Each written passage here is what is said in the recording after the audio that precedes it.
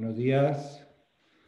Hola, buenos días a todos. Bueno, veo que os estáis conectando. Aquí poco a poco va subiendo el número de participantes. Pues nada, buenos días a este interesante webinar, uno más dentro de la serie de charlas renovables. Webinar que versará sobre la hibridación en la generación renovable y lo hemos centrado sobre todo en la presentación del estudio y del análisis que ha hecho Everis sobre pues eso, la hibridación, sus aspectos técnicos, aspectos regulatorios, propuestas de mejora. Bueno, primero daros la bienvenida a todos vosotros, deciros que bueno, es un placer, como siempre, que nos acompañéis. En esta ocasión muchos inscritos, más de 400, con la verdad es que esto denota el interés bueno, pues del sector en su conjunto y la verdad de las empresas en lo que es la solución de hibridación. Bueno, deciros eso, daros la bienvenida, desearos que, pues como siempre, en temas de salud estéis lejos del bichejo que a ver si ya de una vez desaparece de nuestras vidas, cada vez estamos más cerca y nada, esperemos que dentro de poco, pues como lo digo siempre, ¿no? Estas jornadas las hagamos en formato presencial, nos podamos saludar, podamos compartir ese café y no tengamos miedo a que el de al lado tosa o estornude, en fin, y de una vez volvamos a esa normalidad que tanto anhelamos, yo creo que casi todos nosotros. Bueno, deciros que, bueno, visteis que tuvimos que cambiar la fecha del webinar, inicialmente lo habíamos propuesto para ayer jueves, sin embargo, bueno, coincidía con la presentación del balance energético del Club Español de la Energía, en que, como sabéis, APA dio su visión sobre lo ocurrido en 2020 y lo que prevemos que va a ocurrir en 2021 con las renovables. En este caso fue el presidente de APA, Santiago Gómez Ramos, el que dio esa visión. Pero bueno, como os decía, tuvimos que cambiar la fecha a hoy viernes. Pero bueno, simplemente quería hacer sí que dos comentarios respecto a lo que se presentó ayer del balance energético del año 2020, dada sobre todo la importancia de la fecha, ¿no? Como sabéis, teníamos un objetivo al año 2020 de penetración de renovables, un objetivo de eficiencia energética y un objetivo de reducción de emisiones. Y bueno, ayer precisamente el Ministerio pues, nos confirmó que hemos superado el objetivo de penetración de renovables. Finalmente, en vez del 20%, que era el objetivo que tenía España, al igual que la Unión, hemos conseguido el 20,8%. Todo ello fruto también de la entrada de gran parte de esa potencia en 2019 y a lo largo del 20 con más de 4.600 megavatios.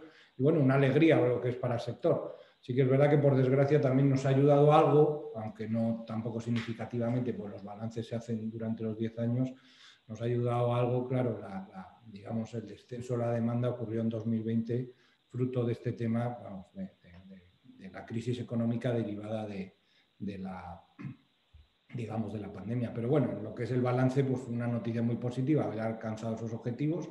Ojalá podamos cumplir los del 2030, que ya estamos en ello. Y bueno, sobre todo también destacar, pues más del 43% de la electricidad fue renovable, que tenemos un objetivo del 74%, con lo cual ya vemos visos de que lo podemos conseguir, incluso en estos meses de 2021 hemos visto con tasas, vamos, sostenidas superiores al 60% y puntuales pues, cercanas a ese 74%, con lo cual muy buena noticia. Del mismo modo, pues bueno, dentro de ese objetivo de renovables tenemos la instalación de 55.000 más de 55.000 megavatios nuevos, de los cuales veremos a ver cuántos es de hibridación, ¿verdad, Jaime? Lo tendremos que ver los próximos años y a ver en cuánto contamos de esto. Deciros que, bueno, el estudio que presentamos fundamentalmente trata pues, de darnos una visión de esas ventajas, con algunos análisis en particular de pues, hibridaciones de determinadas instalaciones renovables y las ventajas que tiene la hibridación en cuanto a optimización de redes, optimización de recursos, pues ventajas sobre el CAPEX, el OPEX, etcétera, etcétera. Y de potencial, pues que vamos a decir, pues tenemos todo el potencial por delante, ¿no? Solo pensando, imaginaros, en el parque eólico que tenemos instalado, pues ya tenemos 27.000 megavatios susceptibles de hibridar, ¿no? Evidentemente cada uno con sus circunstancias, pero la verdad es que es fundamental y creemos nosotros que en esos 55.000 megavatios nuevos debe ir bastante de hibridación. Simplemente deciros pues esto, la jornada, bueno, el webinar de hoy lo vamos a entrar en el estudio de Everis, y teníamos previsto organizar esto junto con una jornada un poco más extensa, aunque finalmente hemos preferido, dada la extensión y el calado de lo que queríamos organizar, hemos preferido dividir primero hoy la presentación del estudio, y las próximas semanas, ya os informaremos, vamos a hacer una jornada en profundidad en la cual ya veremos temas jurídicos, o sea, legales en cuanto a cómo está el tema de la hibridación. Como sabéis, todavía estamos bajo una moratoria de los permisos de acceso y conexión, pero que prevemos que se levante los próximos meses. Entonces, cómo están desde el punto de vista legal. También veremos desde el punto de vista técnico esas soluciones, aunque hoy Jaime nos adelantará algo de lo que contiene el estudio, pero ya más en detalle, y desde el punto de vista económico también las soluciones que hay. También recordaros que, por ejemplo, como resultado de las subastas del 26 de enero, ya se ha publicado en prensa, pues alguna adjudicación de esa subasta ha sido con destino a la hibridación, con lo cual también es una buena noticia. Hibridación en este caso de parque eólico con solar fotovoltaica. Y por mi parte nada más, recordar, bueno, daros las gracias a todos que estéis aquí. Yo ahora dejaré la palabra a mi compañera Lucía y a Jaime, que bueno, muchos de vosotros lo conocéis, pero ahora lo presenta Lucía. Y daros las gracias a todos, agradeceros que estéis aquí y simplemente recordaros de cara a próximos eventos, pues como os decía, os anunciaremos con tiempo la jornada que haremos en profundidad sobre hibridación, viendo, digamos, de forma un poco más profunda cada una de las partes que comentaba antes. Y luego también deciros que vamos a anunciar estos días la celebración del segundo Congreso Nacional de Autoconsumo. Como sabéis, o muchos de vosotros seguro que vinisteis hace 2 años al primer Congreso Nacional de Autoconsumo que hicimos en el mes de junio del año 2019 en el Hotel Rafael. Y sin embargo el año pasado lo tuvimos que suspender debido a este tema de la pandemia, y lo cambiamos por una especie de congreso o jornada virtual. Sin embargo, pues lo que es el congreso como tal lo vamos a organizar el próximo día 7 y 8 de julio en el Hotel Rafael, aquí en Madrid, también en modalidad semipresencial. Esperamos que aquellos que tengáis interés, que tengáis ganas de juntarnos, lo haremos con todas las medidas sanitarias, al igual que hicimos el congreso de APA en el mes de diciembre, y os animamos desde ya a que os podáis hacer una prescripción o una reserva de plaza. Y por mi parte nada más, pues muchísimas gracias a todos por estar aquí. Como siempre veo que hay muchos amigos, muchos profesionales, y le doy la palabra a mi compañera Lucía, que será quien lleve la jornada y presentará a continuación a Jaime. Nada más, muchísimas gracias a todos y espero que disfrutéis y aprendáis como voy a hacer yo ahora de todo lo que nos va a contar Jaime. Gracias.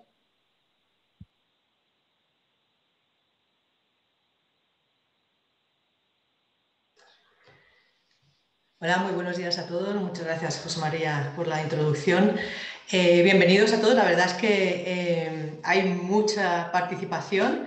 Encantadísimo. La verdad es que ya a las pocas horas de anunciar la celebración de esta jornada vimos ya el interés grande que suponía este tema para todo el sector. Y bueno, pues hoy realmente pues es un reflejo de lo que ya nos ibais transmitiendo en las inscripciones. Varios temas. Si queréis os podéis presentar en el chat aquí, decir bueno, pues quiénes sois y bueno, pues nos decís desde dónde os conectáis, porque es una de las ventajas que tenemos, que podemos hablar desde, bueno, estas son las ventajas online, ¿no? Y estáis en cualquier parte del mundo aprendiendo también de este tema que nos va a poner al día Jaime. Si tuvierais también, mira, veo que primero Carlos Cardenal de Alicante, lo digo Alicante porque yo soy alicantina, entonces me ha hecho mucha ilusión, la primera que he visto. Por otro lado también, si tenéis alguna pregunta, que ya veréis a lo largo de la explicación de Jaime, va a tocar muchísimos temas, lo podéis poner en la caja de preguntas y respuestas. Lo digo que lo pongáis ahí mejor que en el chat, porque el chat se va moviendo y es mucho más ágil, porque en preguntas y respuestas se va quedando, y para la gestión yo de las preguntas pues me viene mucho mejor. Yo voy a hacer una breve introducción para entrar en materia, pero bueno, realmente Jaime es el que nos va a explicar en detalle pues todo ese estudio que ha realizado y que, bueno, pues antes de presentarle a él diré un poco la historia, que esto ha sido, a veces lo decimos con perdón, ha sido como un parto que ha sido largo, porque este informe lo teníamos incluso antes de que empezara a haber algún movimiento. Para junio del año pasado ya teníamos casi terminado, y lo que pasa es que hemos tenido que ir adaptándolo conforme se ha ido publicando nueva legislación. Y bueno, pues realmente, como todos sabemos, tenemos unos grandes retos en el sector energético, que es la entrada de esta grande contingente de energías renovables en el sector eléctrico, ¿no? Entonces, bueno, pues uno de los objetivos que marca el PNIEC es el conseguir ese 74% de generación renovable en la generación eléctrica para el 2030. Y bueno, pues realmente se plantean grandes retos, bueno, pues como la gestionabilidad del sistema o el uso óptimo de las redes existentes. Y bueno, pues al fin y al cabo, claro, tenemos que todos intentar poner, o sea, se están creando muchísimos grupos de trabajo para ver cómo se hace esa mejor integración en el sistema eléctrico, desde red eléctrica, vamos, hay muchísimos agentes implicados para que esto se haga bien y de una manera segura. Y, por tanto, una también de las soluciones es el tema de la hibridación, que al final nos permite integrar en la misma instalación las bondades de distintas tecnologías que son complementarias entre sí, y así pues podemos minimizar su impacto medioambiental, el número de puntos de conexión, equilibrando la producción, reduciendo los riesgos de mercado, optimizando el uso de la red. Y bueno, pues en este contexto de la importante participación de la generación eléctrica renovable, realmente adquiere especial interés el desarrollar las instalaciones híbridas renovables, que realmente proporcionan soluciones muy interesantes, como nos va a contar Jaime, y con muchas ventajas. Ya veréis que nos va a hablar de la reducción del impacto ambiental, como os acabo de comentar, mediante el aprovechamiento de los emplazamientos y las infraestructuras que ya tenemos desarrolladas, reducción de las solicitudes de nuevos puntos de conexión, mejora del factor de carga de la instalación, esa no gestionabilidad pues la vamos a mejorar acoplando dos tecnologías, reducción de las sobrecargas en la red, desarrollo de capacidades para participación en los servicios de ajuste, conseguir ahorros en el CAPEX y en el OPEX. Bueno, todo esto nos va a contar Jaime, con muchas posibilidades, o sea que hay varias ecuaciones que podemos utilizar para el tema de hibridación, como por ejemplo para la tecnología fotovoltaica, la eólica, la mini eólica, mini hidráulica y eólica, fotovoltaica y mini hidráulica, termosolar, biomasa. Bueno, todo esto nos va a contar Jaime con el detalle que veréis y que nos lo va a dejar clarísimo. Y bueno, pues este estudio de hibridación de la generación en renovable, que lo presentamos desde APA, bueno, pues pone de manifiesto estos beneficios de las posibilidades de hibridación, así como los diferentes retos que nos esperan para esta forma de generación, que bueno, pues que se deberán resolver de cara a su implementación en nuestro país. Y bueno, pues como os he dicho, es un informe que se ha ido adaptando a los últimos cambios regulatorios. Sí que lleva casi terminado pues, más de un año, y lo hemos ido adaptando para que fuera lo más actualizado posible cuando lo publicáramos. Ya hemos pensado que era el momento. Y bueno, yo ya no avanzo más en esta introducción. Va a hacer la presentación del informe que lo ha elaborado Everis. Va a ser Jaime Moretón, que es manager de Energy and Utilities Management Consulting, y bueno, pues un gran conocedor del sector. Y bueno, pues que él va a analizar todos los aspectos, beneficios, retos, temas económicos, etc. Yo, Jaime, sin ya enrollarme mucho más, te dejo la palabra a ti, y os recuerdo que, bueno, pues conforme vayáis teniendo preguntas, que nos las pongáis en la caja de preguntas y respuestas, y después de su presentación daré paso pues, a algunas que tengo preparadas o algunas que tengáis vosotros. ¿Vale? Pues nada, pues Jaime, encantados de escucharte y ponernos al día absolutamente de qué retos tenemos con la hibridación y qué posibilidades y qué potencial tiene. Gracias. Jaime, ¿no se te oye? A ver. Ya, Ahora. ¿no? Sí, perfecto. Se me escucha bien. Nada, que estaba con el mote.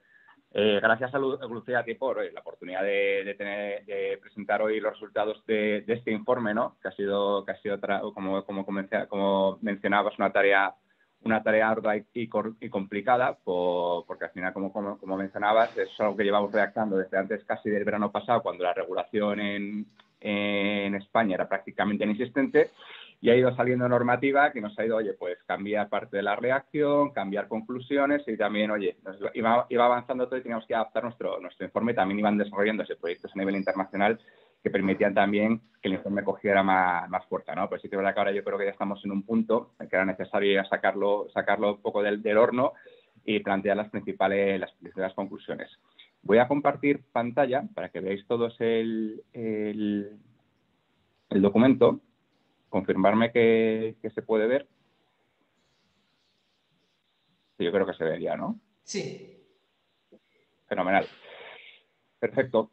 Pues ya entrando en materia, antes de todo, bueno, quería agradecer tanto a APA como a sus asociados todo el apoyo que nos han dado y la oportunidad que nos han dado de elegir a Everis, ¿no? Para redactar este informe, que creemos que es fundamental, porque la hibridación no deja de ser algo que está ahí, ¿no? Que existe, pero que todavía en España es un asunto que tenemos pendiente, ¿no? La normativa se está adecuando, pero no tenemos grandes proyectos ni proyectos relevantes de esta tecnología, ¿no? Que permita ya ser España un líder, como es líder en renovables, un líder de esta opción, ¿no? Que tenemos en el mercado para seguir impulsando la descarbonización del mix energético, ¿no? Más allá de eso, también, oye, yo tengo la suerte de representar a Everis, representar un poco al equipo que ha ejecutado el informe, pero esto sale porque al final hay un equipo detrás, ¿no? Que ha estado preparando esta visión sobre la hibridación, que trata de dar las mayores respuestas posibles a todo el sector para, oye, entender qué retos tenemos, qué beneficios podemos tener y cómo la normativa tiene que seguir evolucionando, porque si bien ha dado pasos positivos, tiene que seguir creciendo, tiene que seguir desarrollándose para que la hibridación sea una opción, ¿no? Al final es una opción que está ahí, los números pueden salir, no pueden salir, cada agente tendrá que tomar su decisión. La normativa tiene que permitir que esto se haga de una manera rápida, transparente y que no impida, ¿no? Que no sea un limitante siempre que sea en el beneficio tanto del sistema eléctrico como al final del consumidor, ¿no? Que somos también, es el que forma también este sector. Entrando ya en detalle, ¿cuál es el objetivo del estudio? El estudio trata de presentar una visión actualizada de la hibridación de la generación renovable, destacando su relevancia en el contexto energético que tenemos en la próxima década, ¿no? Como mencionaba José María antes, tenemos que llegar al 74% de generación renovable dentro de nuestro mix, y la hibridación de gas es una solución integradora de instalaciones renovables, que es una opción, ¿no? para permitir que esto suceda, ¿no? Al final, oye, nuestra red tiene unas limitaciones, también tenemos una limitación de espacio, pues una limitación de ciertos puntos donde está el recurso. Entonces, oye, ¿por qué no una solución que nos permita mejorar ese rendimiento de los puntos de la red donde podemos tener dos recursos y también aprovechar esos dos recursos en ciertos puntos del sistema, ¿no? El informe sigue un ciclo explicativo, ¿no? En el que tratamos de resolver una serie de preguntas, ¿no? La primera pregunta que intentamos resolver es, oye, ¿qué es la hibridación, ¿no? ¿Qué se entiende por la hibridación renovable? Y un poco con toda la literatura y el conocimiento que traemos, cómo se tiene que estructurar desde el punto de vista de operación de los activos, qué elementos la componen, qué tipos de agentes lo pueden hacer, cómo tiene que ser su conexión a la red, ¿no? Y explicar un poco, dibujar un poco esa foto de lo que puede ser la hibridación renovable, ¿no? Posteriormente entraremos en entender qué beneficios puede presentar, ¿no? Al final, desde un punto de vista de generación, de operación, de eficiencia de costes, de mejorar el factor de producción de las plantas, pero también qué dificultades presenta. Es decir, oye, no son todo ventajas, evidentemente tiene sus peros y hay que saber un poco cómo afrontarlos y ver cómo podemos mejorar y solventar y superar estos retos, ¿no? Una vez entendido ese punto de vista, ¿no? Que tenemos ya un poco la foto global, entraremos en detalle en comentar, no comentamos todas, porque evidentemente si no se hace un informe demasiado extenso, que al final también, aunque sea un informe finalmente de 80 páginas, pues queremos que cubra un poco todas las partes relevantes y no queríamos hacer un mega informe súper técnico. Entramos en describir qué tecnologías híbridas creemos que un poco, teniendo en consideración el mix energético actual en España, las casuísticas específicas de ciertas partes de la cadena de valor, pues creemos que son las tecnologías con más interés ahora mismo para hibridar en nuestro país, ¿no? Que eso ya las veréis luego cuando las comentemos, ¿no? No adelanto cuáles son, para generar un poco también de expectativa. Posteriormente entraremos en entender qué implicaciones económicas puede tener, es decir, oye, ¿dónde yo puedo conseguir eficiencias en el CAPEX o eficiencias en el OPEX de cara a desarrollar estos proyectos, desde un punto de vista de proyectos Greenfield, con un punto de vista de proyectos Brownfield, para cerrar entendiendo cuál es el contexto regulatorio que como adelantaba antes ha sido particular y muy interesante en el desarrollo de este informe, porque, y un poco por contar un poco el chascarrillo, si observamos las conclusiones que teníamos del primer borrador de este informe, parece que muchas de ellas fueron casi transcritas en la regulación que ha ido saliendo tanto en julio como en diciembre, ¿no? Y eso nos ha hecho, ostras, bueno, estábamos acertados, ¿no? Pero también nos hace que al final, oye, se va quedando el informe obsoleto y tenemos que adaptarlo para que las conclusiones que veréis ya en esta última versión, pues trata, ¿no?, de decir, oye, ¿dónde estamos acertando? ¿Dónde estamos un poco que nos falta por pulir algunos detalles? Y qué creemos que todavía tiene que desarrollarse para permitir, ¿no?, que la hibridación siga avanzando. Un poco para entender en el contexto regulatorio, el contexto en el que estamos, este año, como comentaba José María, es un año difícil, o sea, desde el punto de vista sanitario, desde el punto de vista como país, ¿no? Al final, oye, España es uno de los países que más se ha visto afectado por la crisis del COVID-19 y bueno, han sido un año difícil, hemos perdido, bueno, la crisis sanitaria ha sido terrible y España se ha visto muy afectada, pero el sector energético mantiene un poco su dirección de crucero, ¿no? Es decir, dentro incluso del plan de recuperación y resiliencia que ya se publicó su versión definitiva que se va a presentar a la Comisión el pasado martes, sigue habiendo una apuesta muy fuerte para que España consiga los objetivos 2030, ¿no? Y nos convirtamos, por así decir, en un buque insignia a nivel europeo de la transición energética. De hecho, el sector estas últimas semanas está viendo que más allá del plan de recuperación, pues oye, se está publicando en BOE el PNIEC a finales de marzo, ya está aprobado en el Congreso la Ley de Cambio Climático y parece, ¿no?, que se están poniendo las piezas adecuadas para que se consigan estos objetivos, ¿no? De hecho, y lo comentaba José María, en la presentación del balance energético que salió ayer, ¿no?, pues oye, tenemos ahí ese 43% de generación renovable en 2020, pero todavía estamos lejos de obtener ese 74% que nos marca el PNIEC, ¿no? De hecho, oye, al final, en términos de consecución, para alcanzar la capacidad de producción renovable que predice el escenario objetivo de 2030 del PNIEC, estamos todavía por un factor multiplicador de 2,1 sobre el mix de 2019 y se necesita también aumentar la participación en el mix en más o menos un factor multiplicador del 2,6 también de ese valor de 2019, que evidentemente con el crecimiento de este año lo estamos alcanzando, ¿no?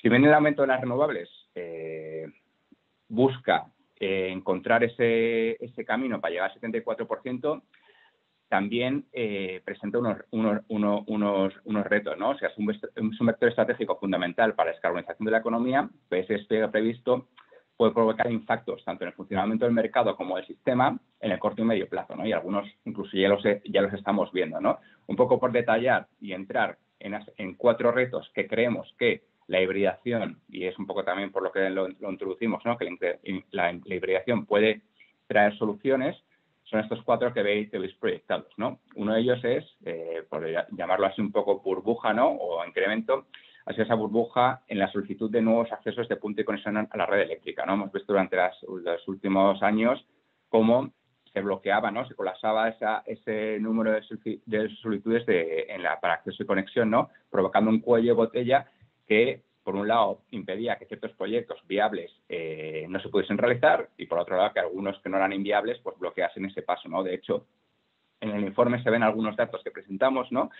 Que a foto más o menos el 31 de diciembre de 2020, viendo los datos de red eléctrica, y a pesar de que ya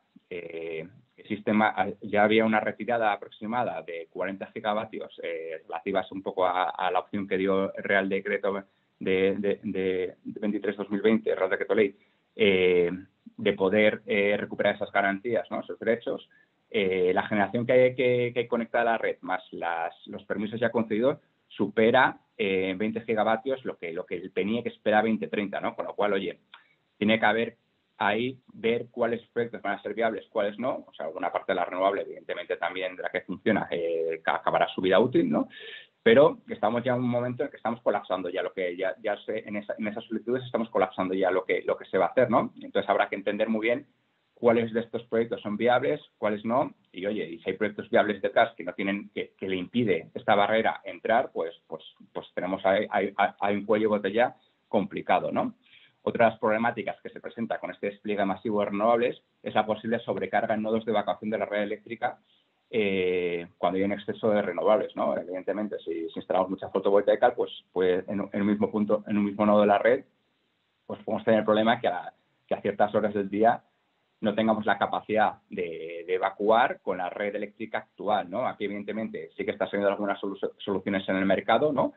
Por ejemplo, oye, pues sí que se está hablando, ¿no? de que ese excedente se use para producir hidrógeno renovable, colocando electrolizadores cerca de esos posibles parques que prevén ese posible excedente.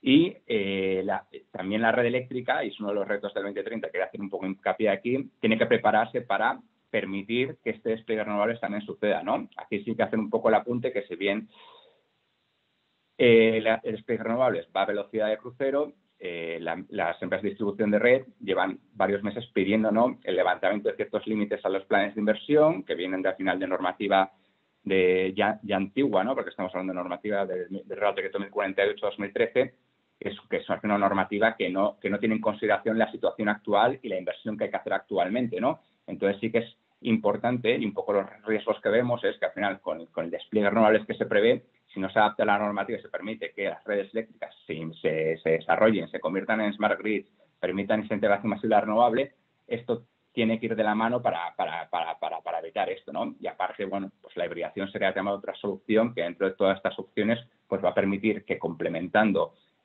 curvas de carga, pues también balancee un poco estas posibles fluctuaciones de la entrada de renovables, ¿no? Posteriormente, otro de los puntos que vemos, ¿no?, que al final esta entrada masiva de renovables va a modificar la estructura del mercado eléctrico actual, ¿no? Al final, esa menor estabilidad y menor previsión posiblemente en las curvas, pues va a habilitar que el mercado crezca, ¿no?, y que tenga que haber más soluciones, que incluso entre la demanda a participar en él. También el descenso de los costes de la tecnología puede llevar que el actual funcionamiento del mercado pues baje precios, ¿no? Hay un descenso en los precios del pool y pues, en consecuencia incluso ya se está hablando de precios negativos, ¿no? Incluso ya se transmite la posibilidad de que existan precios negativos en el pool. Y también los servicios de ajuste van a tomar un rol muy relevante, ¿no? Al final, incluso esa volatilidad puede permitir que haya momentos de incrementos de precios, ¿no? Y eso es relevante también, que se dé acceso, que eso trataremos luego en la parte normativa, que se dé acceso a que cada vez más agentes puedan participar en estos mercados de ajustes, ¿no? Tanto desde la parte de demanda como la parte de generación, para mejorar el rendimiento del sistema, ¿no? Y por último, es el bajo factor de carga. Bueno, aquí por hacer un breve apunte, en España en 2019-2020 el factor de carga medio de la generación renovable es un 20,9%. Es decir, aquí la hibridación sí que trae una solución para que esas capacidades de acceso no generen tanto hueco en la capacidad de evacuación de cara a optimizar esos puntos y hacer que todos los accesos a la red pues sean lo más eficientes posibles, ¿no? Porque al final sí que si crecemos muchísimo vamos a tener muchísima capacidad instalada con un factor de carga en la red bajo, ¿no? Que al final eso va a producir un sobredimensionamiento posiblemente de la infraestructura eléctrica. Una vez tenida esta foto, sí que queríamos entrar a entender en qué consiste la hibridación renovable, ¿no? O sea, un poco ¿qué entendemos nosotros como hibridación renovable? Al final,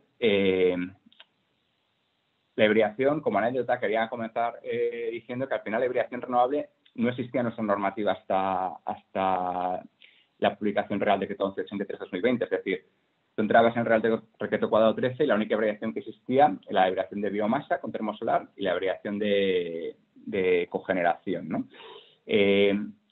Aquí sí que se ha dado un paso, ¿no?, con la publicación del Real Decreto 1183 para que ya se considere la hibridación renovable como aquella hibridación de varias tecnologías renovables, ¿no? Nosotros, de cara un poco para allá, marcar las bases de lo que es el informe, ¿no? Entendemos como instalación híbrida eléctrica renovable aquella en la que operan conjuntamente dos o más tecnologías de generación eléctrica renovable, incluyendo el almacenamiento, que puede ser una segunda o una tercera, y que compartan punto de acceso y conexión a red eléctrica o a la red interna del consumidor, ¿no? Para ello, ¿qué elementos fundamentales tiene que tener? Tiene que tener uno o varios módulos de generación de energía a partir de fuentes de energía renovable, un sistema inteligente de gestión para el control de la producción eléctrica, la operación de conjunto de las plantas de generación, el balance de producción y la prioridad de vertido de la energía en la red en función de las señales de precio de mercado, es decir, una operación conjunta, y un mismo punto de acceso y vertido de la red, o varios, si están de manera independiente y coordinada bajo el mismo sistema de gestión de control, y esto dejo aquí un poco el enlace para comentarlo con posterioridad, ¿no? Porque es una de las casuísticas que vemos donde se puede mejorar el desarrollo de hibridación y también su normativa, ¿no?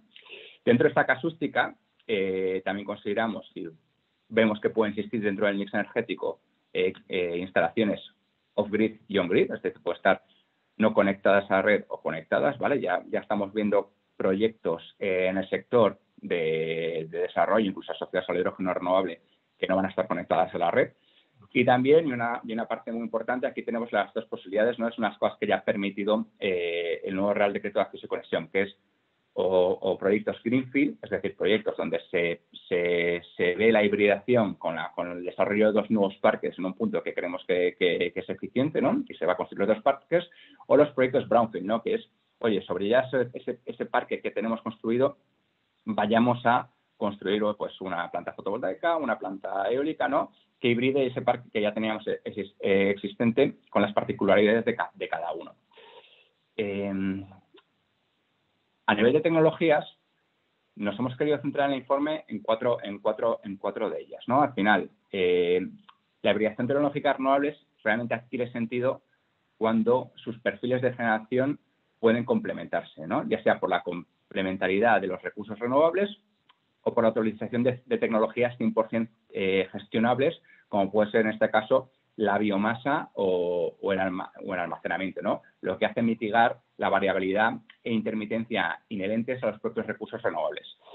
Teniendo en consideración un poco la capacidad del mix energético español, nosotros hemos querido priorizar y explicar en el informe estas cuatro categorías. La primera sería la hibridación de eólica y fotovoltaica, que es un poco la que más está sobre la mesa a día de hoy desde nuestro punto de vista. La hibridación mini hidráulica y fotovoltaica, que a lo mejor algunos os preguntaréis por qué la mini hidráulica. Bueno, ahora nos explicaremos, pero nos parecía un caso curioso a explicar. La hibridación de biomasa y solar, tanto fotovoltaica o termosolar, aunque haciendo un hincapié con más profundidad en esta última, la termosolar, por la relevancia que puede dar la biomasa a la termosolar de cara a una mejora de su rendimiento y la existencia ya de proyectos o posibilidad de proyectos, como es el caso de ENCE, a nivel nacional. Y por último, que también es el que va a aparecer primero, es la hibridación de esta tecnología renovable de una o dos con el almacenamiento, ¿no? Que eso ya creemos, incluso vemos que está a la vuelta de la esquina y está pasando, ¿no? Entrando en cada una de las tecnologías, nos gustaría hacer hincapié primero en la hibridación eólica y fotovoltaica, ¿no? O sea, aquí ponemos, esto es información que sacamos de los datos del informe, dos curvas medias, ¿no?, de la generación eólica y fotovoltaica a nivel mensual y pues, también la curva a nivel mensual, ¿no? Al final, tanto los perfiles medios de generación de ambas tecnologías son inversamente correlacionados tanto en la escala diaria como en la escala mensual, ¿no? Con lo cual sí que vemos que estas dos tecnologías se pueden complementar. De hecho, conocer ese grado de correlación entre los perfiles es clave, ¿no?, a la hora de diseñar la planta e intentar minimizar las posibles pérdidas que evidentemente se van a dar en la red debido a que al final, oye, puede haber momentos, como puede ser si veis en la foto a las 12 del día, que estemos generando muchísima energía con ambas tecnologías y haya que verter, ¿no? Por eso sí que es importante dimensionar muy bien las plantas de cara a eficientar que se aproveche lo máximo esa energía, ¿no? Para ello, ¿qué tiene que incluir un análisis de viabilidad? Pues tiene que tener en cuenta si se va a hacer dentro del mismo emplazamiento exactamente el efecto sombra de los aerogeneradores, si hay que seleccionar muy bien el emplazamiento, ¿no? Hay casos, me han llegado cuestiones de diferentes empresas del sector de la posibilidad, ¿no? Que es una cosa que comentaremos más adelante, pero al final muchos de nuestros parques eólicos están colocados de manera estratégica pues en lo alto de un monte o de un alto de una montaña, ¿no? Podríamos tener existe la capacidad de aprovechar ese punto de conexión que seguramente esté en una zona más llana de la red. ¿Por qué no construir un parque fotovoltaico abajo de la montaña, ¿no? Y permitir que eso suceda, aunque no esté en el mismo emplazamiento, pero sería hibridación, ¿no? Porque lo gestionaríamos de una forma totalmente sincronizada, ¿no? A nivel eólica fotovoltaica empieza a haber, como decía José María, ya en los resultados de las subastas parece que va a haber integración, pero hasta la fecha los casos han sido pequeños, ¿no? O sea, hasta la fecha hay algunos pequeños casos de pilotaje, pequeños proyectos, como son el ejemplo de La Muela o de Handa 3, ¿no? Pero sí que estamos viendo cómo otros países están cogiendo un poco aquí el mando y quería destacar el caso Australia, ¿no? Que encima una empresa nacional como Iberdrola está desarrollando ya en este año 2021 el parque Port Augusta, que ya combina 210 megavatios eólicos con 107 megavatios fotovoltaicos, ¿no? Lo que es un proyecto ya con un tamaño relevante, ¿no? Y existe una asociación, una conglomeración de empresas que se llama Asian Renewable Energy Hub, que prevé desarrollar en hibridación 15.000 megavatios en Australia, ¿no? Con lo cual, sí que vemos que en el mundo ya se están cogiendo ciertos tamaños en la hibridación, ¿no? Y nosotros tenemos un poco que, evidentemente, a la decisión de los agentes y donde salgan los números, ¿no? Pues ver si tiene sentido que empecemos a impulsar esta tipología de proyectos de cara a buscar todas las eficiencias que pueden darnos, ¿no? En el caso de la mini hidráulica y la fotovoltaica, hemos querido coger este modelo un poco por su particularidad, ¿no? En España actualmente existen 2,3 megas de energía mini hidráulica que están en un punto de fin de concesión, ¿no? Los próximos 7-8 años prácticamente irán acabando todas las concesiones de la mini hidráulica y el PNIEC habla de, oye, que estos 22 gigavatios de renovable que van a acabar su vida útil en el periodo hasta 2030, pues hay que buscar la manera de renovarlos tecnológicamente. Entonces, siendo la mini hidráulica uno de los referentes, ¿no? Una de las tecnologías que están más en la boca de todos, creemos que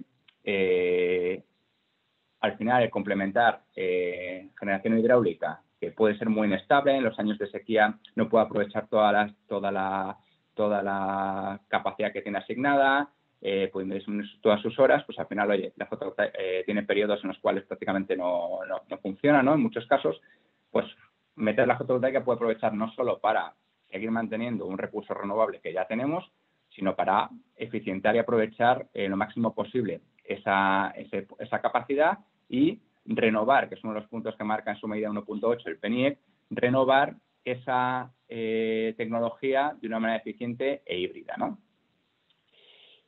Si pasamos, otra de las tecnologías en las que nos queríamos parar, que creemos que es muy relevante, es la hibridación de la biomasa y la solar, ¿no?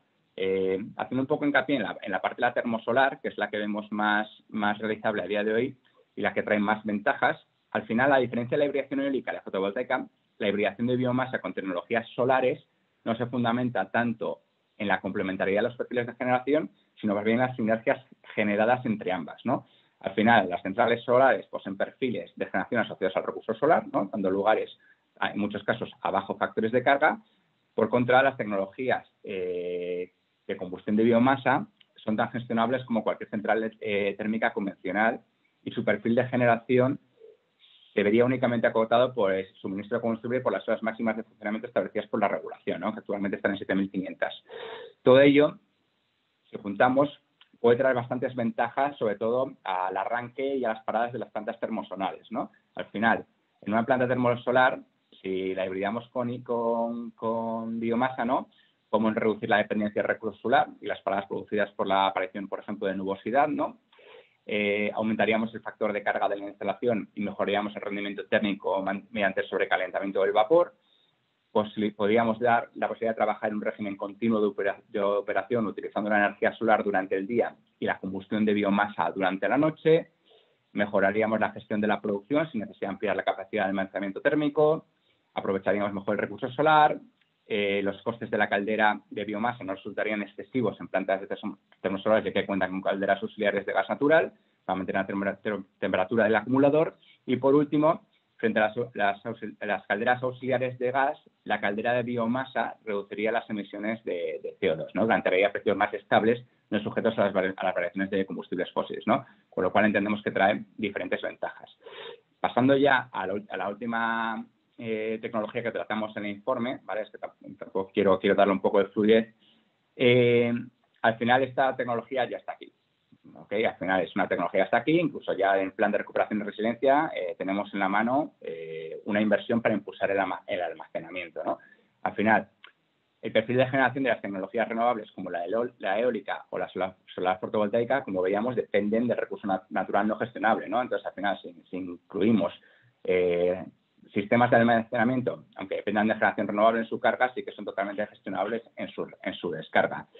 Hibridar una o varias tecnologías renovables con una tecnología de almacenamiento no solo adquiere capacidad de gestión de la instalación, sino que también incrementa su eficiencia, se aplana su perfil de generación y se maximiza al máximo el recurso natural, pudiendo distribuir en qué mercados, en qué momentos yo quiero ir soltando energía a la red, ¿no?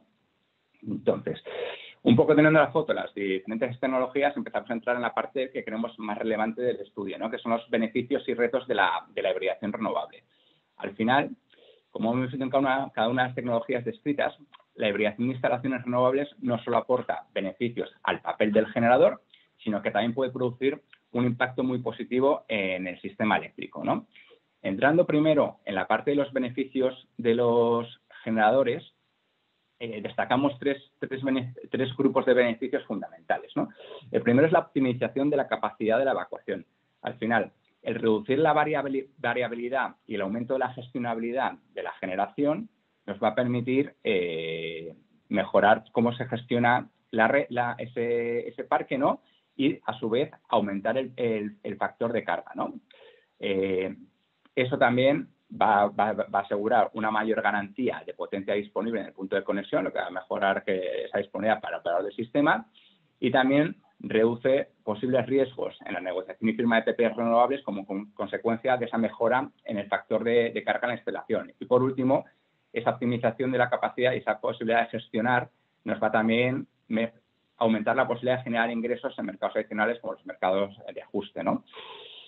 Posteriormente, una de las claras mejoras beneficios que vemos para los generadores, evidentemente esto, mirándolo con lupa, ¿ok? Esto va en función de lo que busca cada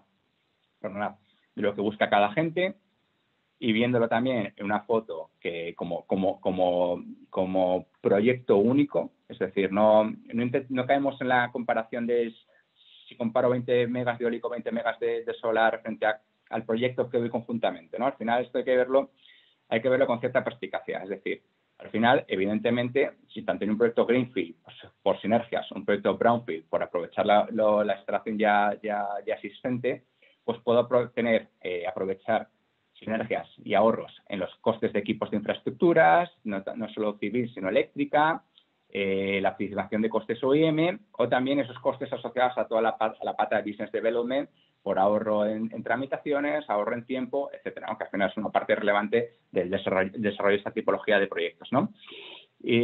Algo en el que hacemos hincapié en el siguiente beneficio, ¿no?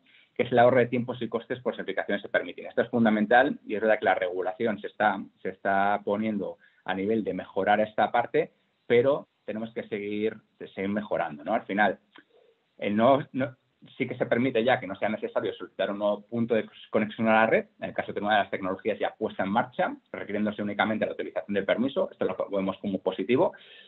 aunque dependa de cada comunidad autónoma. También puede ser no necesario realizar estudios de viabilidad ambiental si el impacto es similar y ya se tiene un estudio de viabilidad ambiental, con lo cual esto también vemos que es un beneficio muy relevante para acelerar el desarrollo de cierta capacidad renovable, y también se agiliza en gran medida los plazos de conexión, ¿no? Y puesta en marcha de las nuevas plantas de generación renovable. Esta parte, ¿vale?, que hacemos muy hincapié en ella, es muy relevante de cara a poder acelerar el desarrollo de instalaciones y hacer crecer en muchos puntos ese mix energético para alcanzar los objetivos del PNIEC y ese 74% que buscamos de generación eléctrica renovable en 2030. Más allá de eso, también entramos en qué beneficios trae para el sistema eléctrico, ¿no? No solo para el generador que lo desarrolla, sino para el propio sistema eléctrico. Al final, hablamos de 5 beneficios fundamentales. Uno es esa reducción del impacto ambiental de nuevas instalaciones renovables, ya que optimizamos sitios donde ya existe generación renovable y aprovechamos esos emplazamientos o emplazamientos cercanos, así como toda la infraestructura asociada a ese punto de evacuación, lo que hace que la red eléctrica no tenga que crecer tanto en ciertos puntos, ¿no? Que eso también, a su vez, ahorra costes al sistema. Es decir, si al final, por mucho que al final tengamos que seguir desarrollando, incentivando el desarrollo de red, sí que evitamos que no se desarrolle red ineficiente, pues vamos a salir todos ganando como conjunto del sistema. A su vez, mejora la calidad y estabilidad del suministro, tanto desde un punto de vista horario como un punto de vista estacional, como consecuencia de esa estabilización de perfiles de generación de las instalaciones renovables, ¿no? Reduciendo también, a su vez, ese riesgo de posibles sobrecargas y restricciones técnicas en la red, que puede hacer que tengamos que en muchos momentos verter energía, desperdiciar energía renovable que es necesaria para hoy, al final, dotar de energía renovable a nuestros usuarios y seguir manteniendo ese objetivo que buscamos, ¿no? Y por último, y volviendo un poco a lo que comentamos antes, reducir el número de solicitudes de puntos de acceso y conexión que tanto dolor de cabeza está dando actualmente al sistema y particularmente a los gestores de red en su gestión, ¿no? Para que al final, oye, aligeremos toda esa carga entre todos y busquemos también formas de apaliarlo, ¿no? Más allá de eso, queríamos entrar también en los retos, ¿no? Como comentaba al principio de la presentación, es decir, no son todo bondades, evidentemente somos conscientes de que la hibridación también tiene sus retos y tiene que acometerlos, ¿no? El primero son las pérdidas de generación. Evidentemente, siempre va a ser más eficiente, pues seguramente vas a conseguir verter más energía de lo que generas en 2 parques separados, ¿no? Porque vas a tener todo tu punto de capacidad libre para ti y vas a ser capaz de verter toda la energía, menos cuando haya sobrecargas o restricciones en la red, ¿no? Que es algo que puede suceder si no se gestiona esto adecuadamente. Pero buscar un dimensionamiento adecuado y buscar que, con lo que comentaba antes, ¿no? Que veamos esos proyectos como un proyecto híbrido, no veamos cómo maximizar las dos tecnologías, sino que buscamos cómo me sale mi business case y me sale un proyecto rentable, intentando hibridar y buscando formas de mejorar y apalancarse en esas sinergias que mencionábamos, ¿no? De emplazamientos, de punto de conexión, y verlo como un conjunto global que me permita obtener beneficios no solo para mí, sino para el sistema, ¿no? La viabilidad ambiental, de acuerdo, al final es uno de los retos, ¿no? Al final la hibridación a lo mejor sí que te permitía la parte eólica desarrollar, la parte fotovoltaica, pues hoy al final es uno de los retos que también hay que superar y ver si encaja en lo que presenta, ¿no? Puede también darse el caso de que al final, oye, uno de los retos es que el parque eólico está en el límite de una comunidad autónoma y donde quiero colocar el parque fotovoltaico está en otra, ¿no? Eso también puede dar problemas de dónde pido los permisos, etcétera, y son los retos que también tenemos que mejorar la regulación para agilizar todo ello, ¿no? Como comentaba antes, la viabilidad económica y seguridad de la inversión es clave, ¿no? Al final estos proyectos tienen que ser rentables, ¿no? Por mucho que puedan salir de la parte de las subastas, sinceramente, para su desarrollo tienen que ser tanto rentables como bancables. Para ello también creemos que al final tiene que seguir desarrollándose la normativa para que exista una seguridad jurídica y se habiliten todos los mecanismos que maximicen y posibiliten que estos proyectos se desarrollen, ¿no? Cuando hablo de esto, hablo de que se permita que participen en mercados de servicio de ajuste, que no haya ningún tipo de barrera en aspectos de acceso y conexión, aspectos de viabilidad económica, medioambiental, y lo que comentaba antes, ¿no? Volver a ese punto de que esto sea con el objetivo de mejorar el sistema eléctrico y que no pongamos barreras a algo que a lo mejor no necesitamos que las tenga, ¿no? Un paso acertado que creemos que se ha dado es, oye, por ese impulso incluir a la hibridación de manera específica en las subastas, ¿no? Que es algo que ya se está haciendo en otros países europeos, como por ejemplo es en Alemania, donde en octubre se asignaron 394 megas de proyectos específicos de hibridación en una de sus subastas y lo permite, ¿no? Volviendo también, hago hincapié en el marco regulatorio. Al final, si bien lo hemos vivido en el desarrollo de este informe, las modificaciones van en una buena dirección, se tiene que seguir mejorando y buscar, oye, pues, por ejemplo, la apertura a participar en mercados, como comentaba, o aumentar los ingresos de esta tipología de proyectos, ¿no? Y por último, otros retos que busca, sobre todo cuando estamos hablando de tecnologías renovables, puras, no gestionables, pues uno de los retos que evidentemente busca la hibridación es que los dos recursos estén disponibles en el mismo lugar, ¿no? Además de tener en cuenta otros factores como la nubosidad, orografía, tipología de terreno, que es importantísimo de cara a que estos proyectos sean viables, ¿no? Un poco para concluir esta parte, creemos que al final las instalaciones híbridas renovables deben ser consideradas como un elemento único que gestionado por el usuario generador a través de sistemas inteligentes de control sea capaz de maximizar el aprovechamiento de la capacidad asignada en el punto de conexión, reducir la viabilidad asociada a recursos renovables, incrementar su factor de carga, ¿no? No obstante, es importante que se sigan dando los pasos adecuados en la normativa y se siga impulsando por parte de los agentes cuando sea relevante esta tecnología para que sea una realidad que nosotros vemos clave para que el objetivo de 2030 sea real, ¿no? Y aceleremos ciertos proyectos que ahora mismo están paralizados o demos un paso adelante de cara a que esa energía, ese mix crezca más aceleradamente, evitando todas las barreras que tenemos ahora mismo sobre la mesa, ¿no? Porque al final, un poco, analizando el mix que tenemos y a raíz de diferentes análisis que hemos realizado, creemos que puede haber incluso un potencial del 1,8 sobre el mix energético actual para impulsar la hibridación, ¿no? Y esto al final va a depender de su viabilidad técnica, por supuesto, su viabilidad económica, pero también de esa evolución regulatoria favorable que impulsa a los promotores a su desarrollo, ¿no? Al final tenemos que tener los recursos, pero las piezas bien colocadas en el tablero para que esto suceda. El panorama actual de la hibridación, esta parte la voy a pasar bastante rápida, es que al final está despegando a nivel internacional, pero en España todavía estamos en una fase un poco de proyectos más reducidos, ¿no? Sí que me gustaría hacer referencia en este punto a hablar de la publicación de Plan España Puede el pasado martes, ¿no? Que ya se habla de destinar más de 3.000 millones de euros al desarrollo de un sistema energético robusto, flexible, con el despliegue de integración de renovables, ¿no? No se hace referencia a la hibridación, pero sí que se hace referencia al almacenamiento, ¿no? Y creemos que a lo mejor sí que puede ser una primera piedra empezar a desarrollar esta tipología de instalaciones con almacenamiento para que se impulse la hibridación en España, ¿no? En el panorama europeo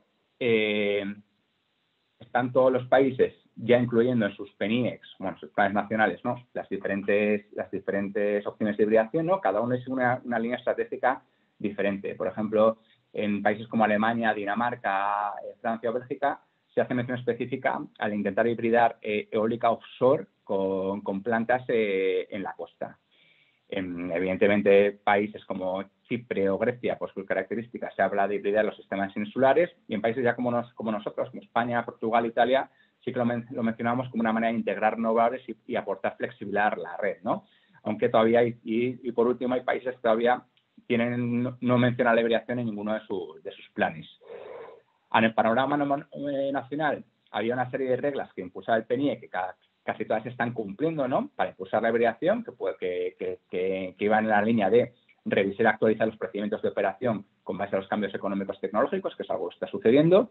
Desarrollar un marco normativo que establezca las condiciones de acceso y conexión, que también está sucediendo. Coordinar las comunidades autonómicas para articular las simplificaciones administrativas. Esto es algo que, si bien está empezando a suceder, todavía lo tenemos como debe. Actualizar los procedimientos administrativos, convocar subastas, que también se ha dado, y regular la finalización de las concesiones de las centrales hidroeléctricas. Y por eso hacíamos un poco y hacemos hincapié en el informe hablar de esa mini hidráulica como, oye, una oportunidad y explicar cómo podemos solucionar esa problemática, ¿no? Entrando ya en la parte económica del informe,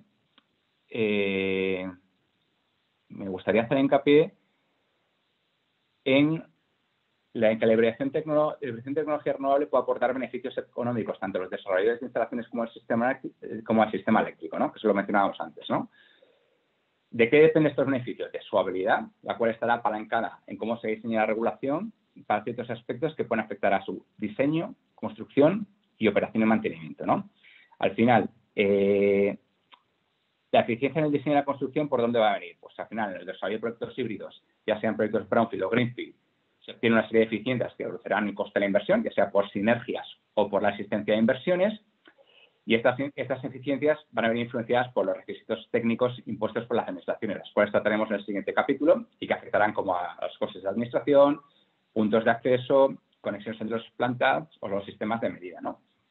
También va a haber una eficiencia en la operación y mantenimiento, ya que a compartir vida útil las plantas durante parte de ella, ¿no? Pues va a permitir que haya una eficiencia en ese mantenimiento, y también el tener un sistema integrado de gestión va a permitir que la operación se haga de manera conjunta, ¿no? Y por último, el disponer de dos tecnologías con curvas de generación diferentes, al final el parque hibridado incrementará los megavatios horas totales vendidos frente a hacerlo con una única tecnología, y esto, insisto, entre la foto en conjunto, y también vamos a eficientar la capacidad de generar más ingresos por dar servicio de flexibilidad a la red, ¿no? Un adecuado tratamiento de estos factores y una adecuada evolución regulatoria permitirá mejorar la rentabilidad de la instalación persistente en los casos brownfield y hacer eficientes los proyectos greenfield, ¿no? Es un poco nuestra visión. A efectos de números, y hemos creado esta tabla, si bien los casos en España todavía son pequeños, están embrionarios, sí que a través de una recopilación de datos de los asociados de APA, sí que llegamos a una foto conjunta en el cual aquí ponemos dos ejemplos de referencia, pero sí que el análisis se ha hecho sobre algunos más, sí que ya se ven ciertas eficiencias que coinciden en número, ¿no? Pues al final, un ahorro en costes de autorización y desarrollo de entre el 20 y el 30%, un ahorro en las infraestructuras eléctricas de entre el 70, 80, 50 en otros casos, ¿no? O sea, al final aquí los otros proyectos sí que diferencian un poco en función de la separación de la línea, etcétera, y un 85-90% en ese ahorro de las infraestructuras también específicas de conexión a la red, ¿no? Porque al final eso, en caso brownfield, que es este caso, que no lo he mencionado, perdonad, estos son los proyectos brownfield, esa conexión ya existe, ¿no? En el OPEX, el ahorro en operación sí que está en torno al 25-20 y el ahorro en mantenimiento está aproximadamente en un 10 en los casos que hemos visto, ¿no? Esto, a efectos globales, evidentemente, insistimos, depende de cada gente y depende también de las casuísticas del emplazamiento, del recurso, pero sí que nos atrevemos a dar, por mojarnos un poco, ¿no? Que en estos casos de proyectos brownfield sí que se puede más o menos, en función del peso que da cada uno de estos conceptos en la foto, hablar de que se puede producir un ahorro en CAPEX del más o menos el 10-12%, o sea, en la nueva instalación construida, y un 10-15% en el OPEX, ¿no? Visto un poco, entendiendo el análisis económico, ¿cuál es la foto regulatoria actualmente y la que hemos visto en los últimos meses? A nivel europeo, el marco europeo, la aviación eléctrica no está complementada como tal, no está registrada en ninguna reglamentaciones de forma específica, pero sí que se permite, ¿no? Debido a su normativa, sí que se permite que se haga, ya es cada Estado miembro el responsable de desarrollarla, ¿no? A efectos europeos, un poco puedo hacer ciertas menciones. Muchos países ya están, igual que España, están desarrollando esta normativa, ¿no? Y están haciendo buenas prácticas, por así decirlo. Entre algunas de ellas destacamos, por ejemplo, permitir el aumento por capacidad, el aumento de potencia por capacidad, incluyendo pilas de almacenamiento, ¿no? Incluso que esa pila de almacenamiento no cuente a efectos de capacidad.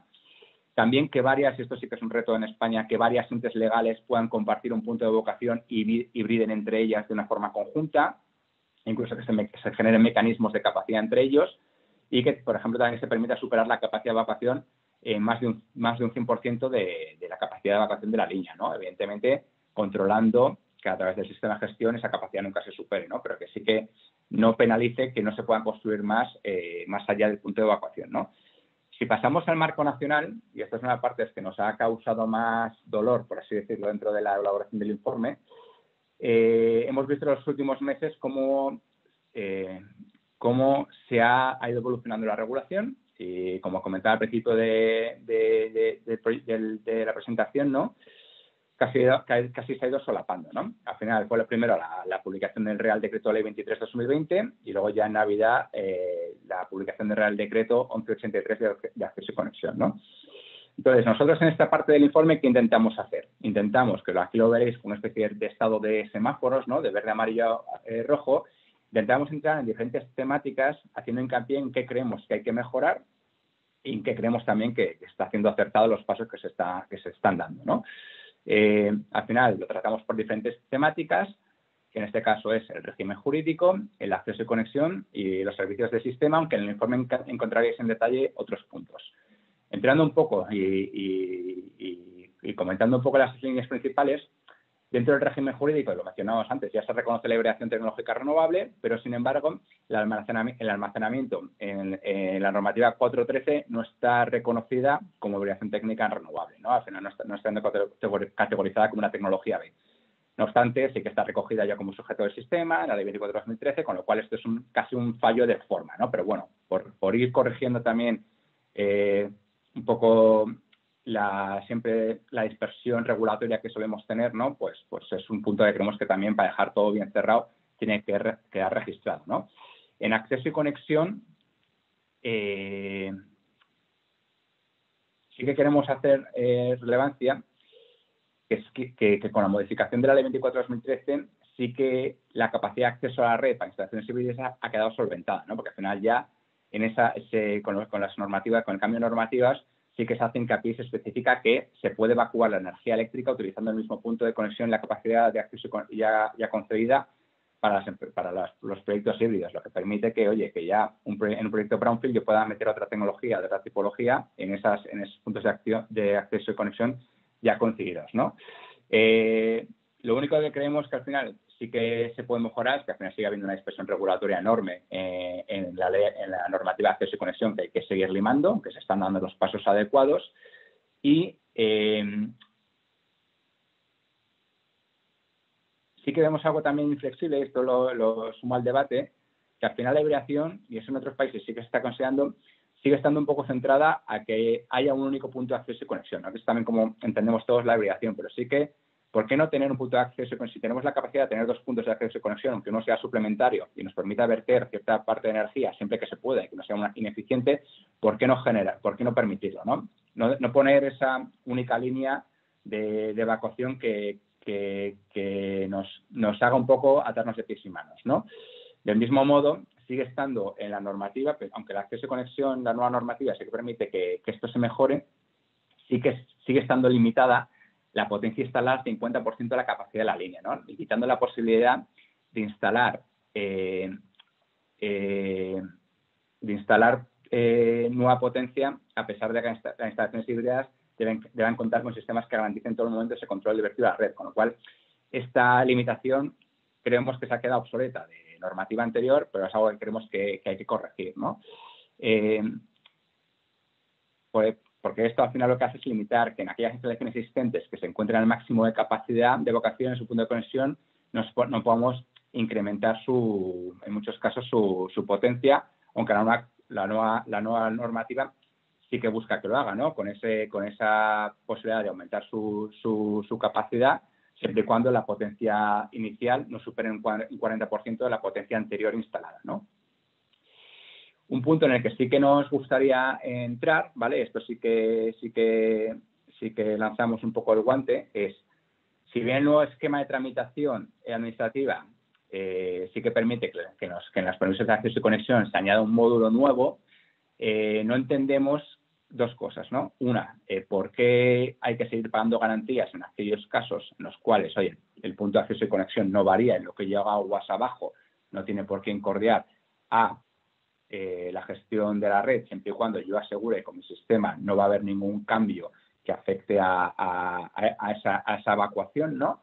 Y por último, la limitación que se pone a los 10.000 metros. Es decir, sí que yo hablando con diferentes empresas y agentes del sector, sí que me transmiten que puede existir casos y tienen la capacidad de hacer casos donde, oye, al final lo que comentaba antes, ¿no? La eólica está en una montaña y quiero poner una fotovoltaica en un punto que sea eficiente, que está a 12 kilómetros, o simplemente por la capacidad, aunque sea de la instalación, ¿no? Y permite evacuar, ¿no? No entendemos por qué no puede existir esa posibilidad siempre que está a riesgo de la gente que lo quiera desarrollar y les hagan los números, ¿no? Entonces, esta limitación que, por ejemplo, en los casos que hemos visto en Australia no tendría sentido porque son parques masivos y esa diferencia de 10 kilómetros del punto neurálgico no da, pues creemos que no tiene todo el sentido, ¿no? Por último, y ya por cerrando, también creemos que seguir dando pasos en la parte de servicios del sistema. Por un lado, reducir ese valor mínimo que existe actualmente recogido en la normativa del Real Decreto 413/2014 de que se puedan ofertar en los servicios de ajuste ofertas de menores de 10 megavatios, ¿no? Para permitir que esta tipología de plantas puedan entrar a participar, y que también que el régimen de instalaciones híbridas en cuanto al encuadre de comunidades físicas quede bien delimitado para que no haya barreras que impidan su participación por ciertos cumplimientos tecnológicos que a lo mejor como que comunidad hibridada no cumplen, o que, por ejemplo, una pila de almacenamiento, aunque esté junto a una pila con una eólica, sí que podría cumplir, ¿no? Y eso sí que hay que poner un poco las reglas del juego en los procedimientos de operación para que esto suceda, ¿no?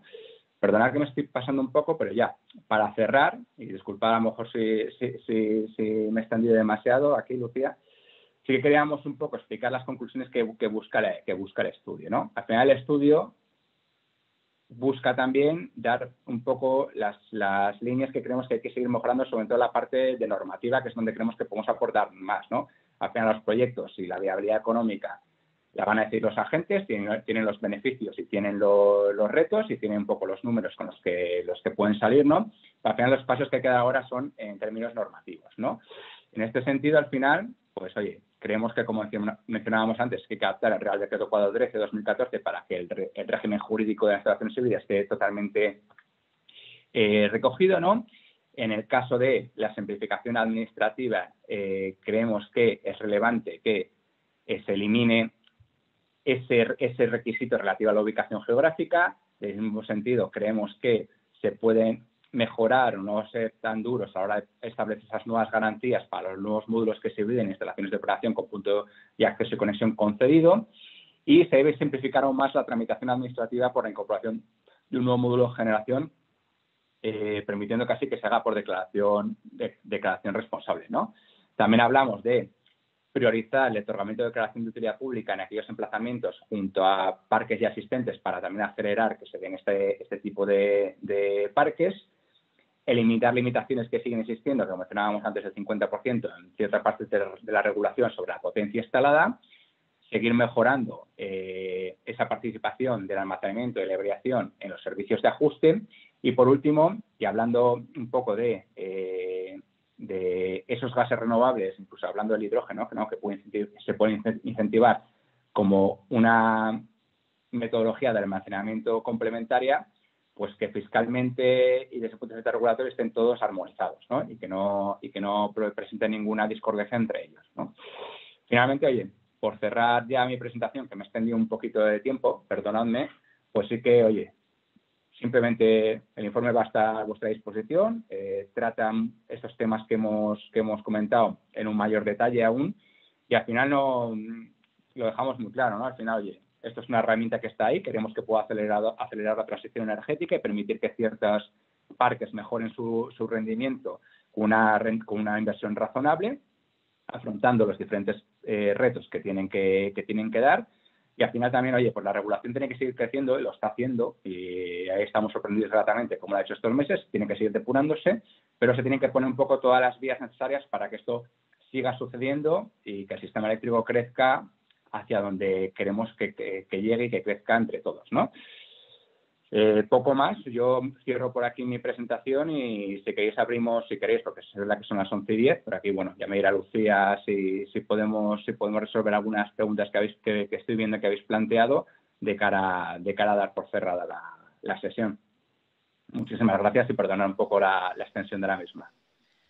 Muchas gracias, Jaime. Sí, ha sido un poco más extenso, pero la verdad es que ha valido la pena porque has dado un barrido en profundidad pues, de todos los temas que al final afectan al tema de hibridación, tecnología, modelos de hibridación, los beneficios, retos, cuál es el panorama europeo, que en otros países pues, sí que se está aplicando y tiene ya pues, soluciones muy interesantes, también a nivel nacional, análisis económico, cuál es el panorama del marco nacional, o sea, las mejoras que tenemos que tener y que proponer al gobierno para que esto pues, tenga más sentido. Y bueno, pues los próximos pasos que tenemos que dar en el desarrollo jurídico, simplificación del permitting, que siempre es una locura. Yo si me tuviera que quedar a lo mejor con un titular, porque al final, ¿qué potencial tenemos aquí? Pues lo que has dicho, el potencial de hibridación es de 1,8 sobre el mix energético actual. Pues oye, seguramente podrá mejorarse, pero ya partimos de algo que puede ser muy, muy interesante. Bueno, pues sí que vamos a dejar unos minutitos para las preguntas, porque sí que ha habido mucho interés. Antes de nada, quiero que no se nos olvide agradecer al grupo financiero Aserta por el patrocinio de este webinar. Que bueno, pues la verdad es que muchísimas gracias, Aserta, y nada, es un placer que haya decidido apoyarnos en el desarrollo y que sea una realidad este webinar. Pues voy a pasar a las preguntas. Muchas de las que te voy a decir al principio son muy rápidas, muy ágiles de responder, y luego ya pasaré a las preguntas que nos han hecho algunos de los participantes, ¿de acuerdo? Sí que has comentado, bueno, pues en instalaciones que ya estuvieran funcionando y que tuvieran, o ya funcionando o que ya estuvieran con el permitting avanzado y que tuvieran, pues, ya todos los temas de permisos de acceso de conexión concedidos. La sociedad titular del nuevo módulo de generación o la de hibridación puede ser otra distinta al titular de la instalación con la que quiero hibridar, o sea, con la que ya tiene esos puntos de acceso y conexión concedidos. Yo meto quiero integrar una instalación de hibridación, pues eso, ¿puede ser un titular distinto al que tenía previamente? No, ahora, tal como está redactada la normativa, el titular tiene que ser el mismo, el que tiene los permisos de acceso y conexión ya concedidos, tiene que actualizarlos para completar la nueva instalación híbrida. Y ahora mismo la normativa no permite que sean diferentes, ¿no? Eso sí que en otros países sí que se está desarrollando, pero aquí todavía son los pasitos que creemos que se puede mejorar, ¿no? Y en una instalación también o sea, que tenga también los permisos de acceso y conexión, ¿qué pasa con la ubicación? Porque sí que tenemos el Real Decreto 1955 del 2000 que habla de esos 10.000 metros. ¿Debe ubicarse este segundo proyecto o esta instalación de hibridación de tal forma que se cumpla este requisito? ¿O en estos casos no? ¿O cómo está? O sea, actualmente sí que es lo que marca, ¿no? Unos puntos que ahí marcaba con hincapié en mi presentación.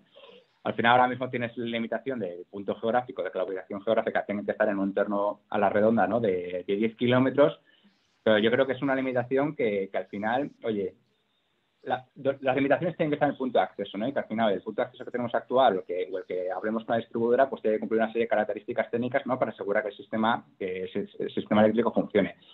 Si yo quiero poner, porque no sabemos cómo va a seguir evolucionando, cómo van a crecer los parques, cómo de masivos van a ser, pero una limitación de distancia que realmente no afecta al fluido eléctrico, lo único que puede poner son problemas a la decisión de emplazamiento, a la decisión de mi proyecto, no vemos que tenga mucho sentido, ¿no? Al final puede estar a lo mejor educado para no generar macro diferencias de distancia, con muchísimas líneas de conexión, pero es algo que tenemos que seguir trabajando y ver si realmente entender bien por qué se ha puesto y si tiene sentido, ¿no? Porque al final, desde un poco las conversaciones que hemos tenido con los diferentes asociados, nos transmitían eso, ¿no? Que al final no se entendía muy bien esa limitación. De acuerdo, o sea que sí que hay que tenerlo en cuenta. A ver, otra Ujú. pregunta, otra pregunta más. Has nombrado el Real Decreto 1183 que se publicó el pasado mes de diciembre. En el artículo 27, en el punto 3, hay una serie de requisitos técnicos en función de criterios técnicos de acceso y conexión, de no aumentar la capacidad otorgada de acceso, etcétera, que tienen que cumplir las instalaciones de hibridación. Estos requisitos que se indican claramente en el artículo 27.3, ¿deben cumplirse a lo largo de toda su vida, de la vida de la instalación? Sí, tienen que cumplirse tal como está redactado. Las condiciones deben extenderse durante toda la vida útil de la instalación para que el permiso sea válido, ¿no? También aquí salen unas preguntas, ¿no? Si se va llegando al final de su vida útil de la primera instalación, cómo tenemos que renovar esos permisos cuando llegue ese momento, es una de las dudas un poco que quedan sobre la mesa, ¿no? Pues sobre todo esa limitación de que al final la potencia de la instalación previa tiene que sumar un 40%, ¿no? Sobre la incorporación de la segunda. Entonces, sí, a día de hoy, pero es algo que también hay que seguir trabajando y entender bien, que quede claro cuál es un poco el marco, ¿no? Sí, este tema también, el tema de la potencia instalada, que bueno, pues es una pregunta que desde que se publicó también lo hacen mucho los socios. Esta condición de la potencia instalada de la tecnología que tiene otorgados los permisos de acceso y de conexión debe ser al menos el 40% de la capacidad otorgada en el permiso de acceso. También me imagino que se tendrá que, en un principio, mantenerse durante toda la vigencia del permiso, ¿no? De Claro, la vida del permiso de eso, acceso. eso, que, eso da como está escrito que va a pasar, que a lo mejor yo tengo un parque de eólico con ya su vida útil llegando a su final y yo decido hibridar. ¿Qué sentido tiene que al final si tengo un permiso de concedido híbrido y consigo un poco implicar, me obliga que para no tener que renovar ese permiso de acceso y conexión, que realmente a efectos como generador no va a cambiar mucho la peli, pues me obliga a que yo casi tenga que reinvertir para mantener que el parque eólico se mantenga a un nivel de potencia. Encima, la duda también surge es, aunque sea la tecnología que ya existía, un parque eólico, si yo para mantener y renovar instalaciones tengo que invertir en nuevas instalaciones, ¿esos van a ser considerados como el parque original o ya implica a efectos de acceso conexión como un nuevo parque? Son algunas dudas que a ver, y respondía ya aprovecho para responder unas preguntas del chat. Sí que a día de hoy se puede hibridar en España, es totalmente, ya está la normativa ahí para que lo hagamos. El tema es que sigue habiendo cosas en la regulación que creemos que tienen que dar del todo claras, tienen totalmente definidas para que se dé esta libertad para hacer, ¿no? O sea, que no haya límites para que los agentes tengan dudas, sino que el único límite que haya es siempre que cumplimos con los beneficios que busca el sistema eléctrico, que impulsamos la generación de renovable, que el único límite sea la decisión casi de negocio de cada agente, ¿no? Que siempre que se cumpla técnicamente con los requisitos, obviamente. Yo creo que eso es importante. O sea, lo de poner, o sea, teniendo la tecnología y teniendo ese potencial, la verdad es que evidentemente es importante siempre dar ese suministro de calidad y seguridad en el sistema eléctrico, fundamental. Pero teniendo la tecnología, poner, o sea, claro, pues son retos que todavía tenemos que solventar para la integración de la hibridación, que al final es una forma muy eficiente de mejorar pues, emplazamientos, infraestructuras que ya tenemos. Pues ya voy a pasar directamente, estas las tenía aquí preparaditas para ti, que son muy rápidas y que son fruto de muchas preguntas y reiteradas preguntas que nos están haciendo los socios, pero ya voy a pasar a las que tenemos en el chat. Vamos, nada, voy directamente. Bueno, aquí hay de un espectador anónimo y dice: ¿las instalaciones de hibridación se consideran un único proyecto o uno más uno? No, al final son las instalaciones de hibridación. Evidentemente tenemos las brownfield, que tenemos la tecnología, integraríamos la nueva tecnología, ya se considera como un proyecto de hibridación conjunto, o las de greenfield, que llevamos con las dos tecnologías, pero claro, tiene que cumplirse que se gestione como única instalación ambas. Perfecto, clarísimo. Tenemos aquí otra pregunta de Fernando Ochoa. Dice, respecto a la hibridación de eólica y fotovoltaica, ¿tienes algún ejemplo de estimación de la relación óptima entre potencia instalada eólica y solar y capacidad de acceso? Sí, ahí sí que hay casos internacionales, que por ejemplo un parque eólico de 25, sí que la solar se hablaba de que tenía que quedarse entre 15 y 20, pero bueno, es que esto depende del emplazamiento, del país, de cómo se desarrollan incluso los servicios de ajuste que tienen que desarrollarse, ¿no? O sea, va a depender de cuando tengamos todas las reglas claras y no solo las reglas, sino dónde lo tengo y cuál es mi recurso, cuál es mi tanto eólico como de radiación, etcétera. Es que al final lo que tiene la hibridación es que no hay no podemos decir, nosotros nos atrevemos a decir ese rango de 10-15% porque nos atrevemos, pero bueno, alguna gente dirá, joder, pues a mí me sale un 20 y ¿por qué me ha dicho la gente de APA y debería ir Claro. 10-15? Bueno, es una estimación con los proyectos que contamos ahora mismo sobre la mesa en España.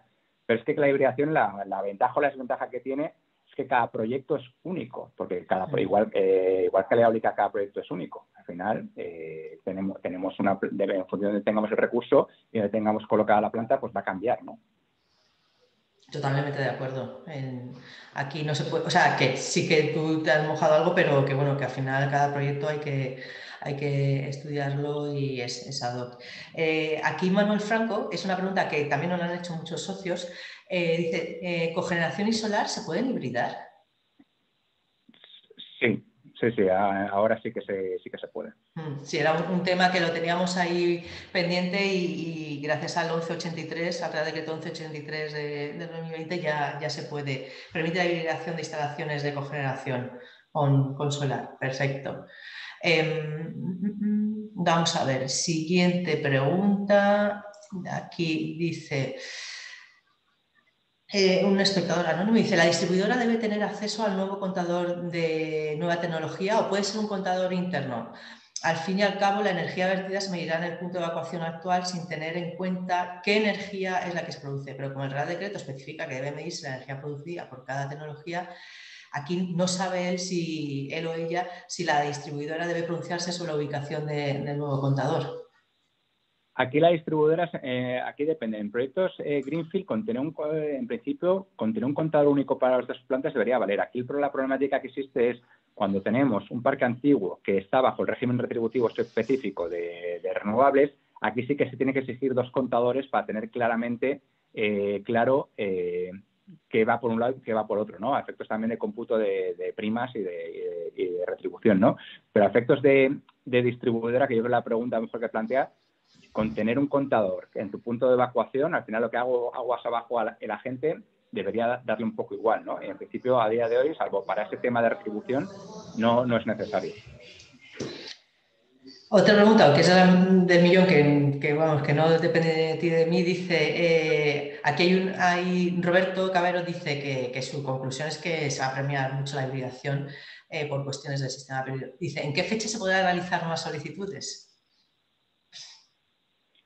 A ver, ¿en qué fechas? Pues yo creo que la normativa ya permite lanzar solicitudes de hibridación. Sí, o sea, en ese sentido sí, lo que pasa es que como estamos en esta moratoria, bueno, tú puedes permitir, estamos pendientes de que, bueno, ya las plataformas web, por lo visto, ya están en funcionamiento, pero estamos esperando a que pues la CNMC publique las capacidades, etcétera. Y bueno, pues hasta que eso no ocurra, que esperemos que sea lo antes posible, en teoría daban como mínimo 3 meses, o sea que tiene que estar a punto de caramelo esa resolución de la CNMC y una vez que se tenga, pues ya se indicará el plazo bueno, pues que esas capacidades estén publicadas en las plataformas web de los gestores de la red, etcétera. Entonces, bueno, pues esperemos que sea lo antes posible. Uh-huh.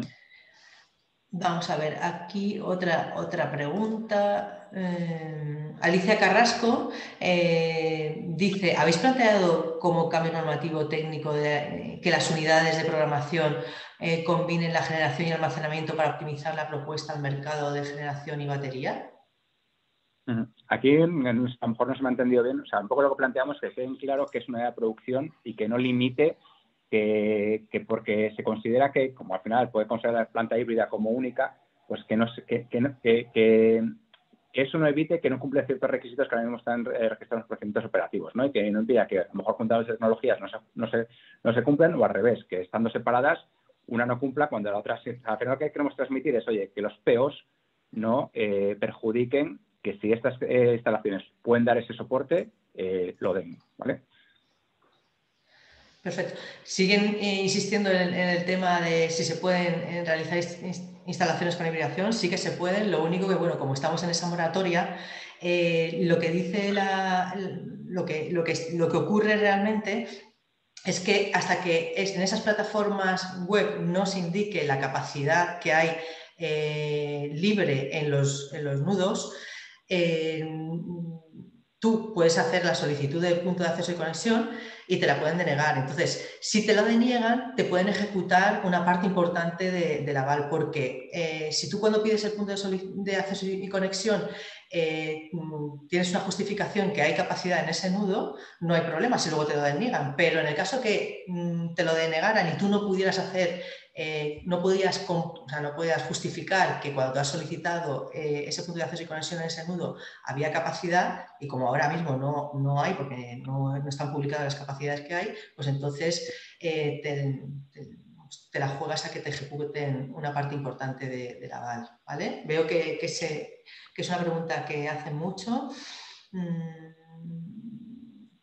Aquí dice, ¿sería posible la hibridación para autoconsumo, por ejemplo, para autoconsumir fotovoltaica en los servicios auxiliares en el de las plantas de cogeneración o de biomasa? Aquí A ver. dice, Vale, te repito. Sí, sería posible la hibridación. Para autoconsumo, por ejemplo, para autoconsumir fotovoltaica en los servicios auxiliares en plantas de cogeneración o biomasa. Mi visión es que sí. Sí, yo creo que también.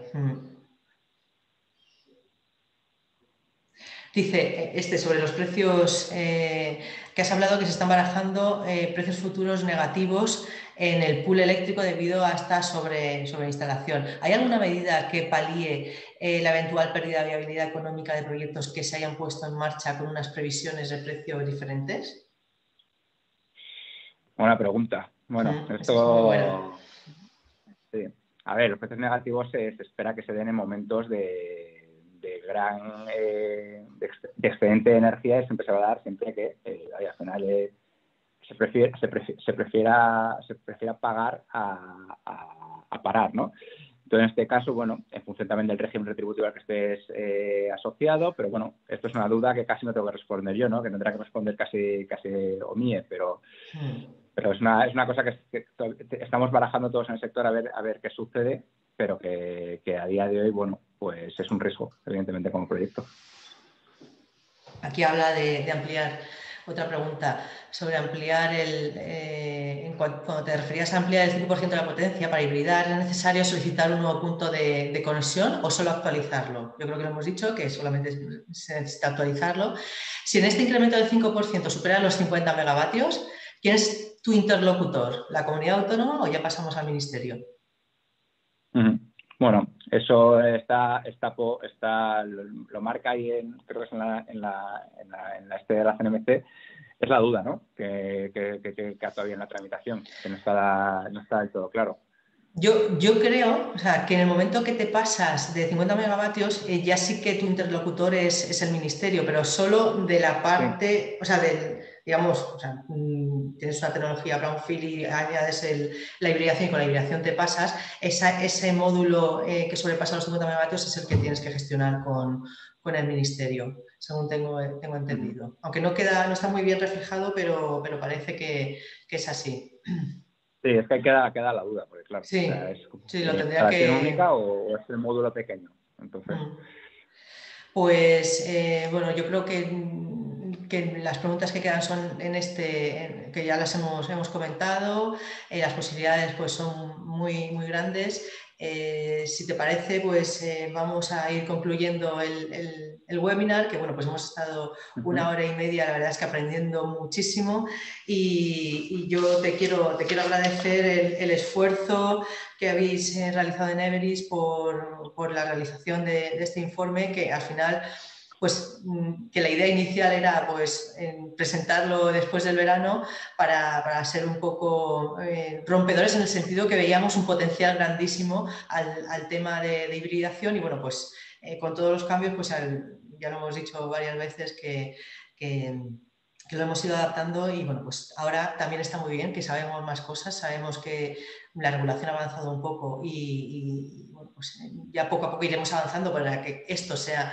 una integración realmente real en el sistema eléctrico, aunque ya se puede hacer, pero bueno, pues todavía quedan ciertas mejoras que facilitarán esta solución. Y bueno, hemos tenido, esto me encanta decirlo a mí, casi 300 participantes hoy en directo, vamos, de muchísimas partes de España, incluso de Alicante, Valencia, Madrid, A Coruña, Suiza, Sevilla, País Vasco, Cuenca, Córdoba, Tenerife, Barcelona, Pamplona, Zaragoza. Me encanta decir esto porque la verdad es que es una pasada hasta dónde pueden llegar estos webinars. Muchos amigos del sector, medios de comunicación también, el CSIC, que la verdad es que no quiero decir ninguno, pero por no dejarme ninguno, pero la verdad es que todo un éxito.